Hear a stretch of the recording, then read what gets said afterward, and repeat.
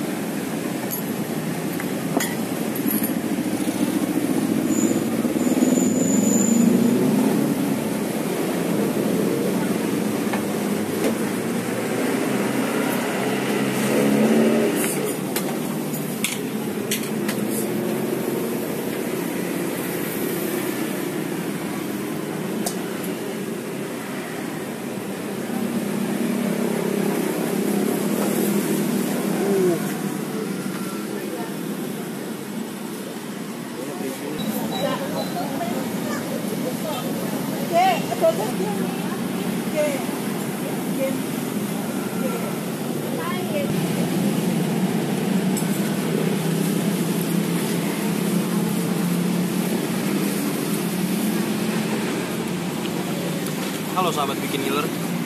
Kali ini kita ada di mie ayam yang tepatnya berada di perempatan Taman Siswa baratnya dan berada di pinggir jalan. Mie ayam ini sangat enak dan cukup recommended karena dengan harga 8.000 kalian sudah bisa mendapatkan sebuah mangkok mie ayam yang super lezat dengan proses pembuatan yang sangat fantastis sekali. Nah, jangan lupa yang sekitar Jogja yang sedang bermain di Jogja untuk mampir ke mie ayam ini. Oke, gitu aja dari saya.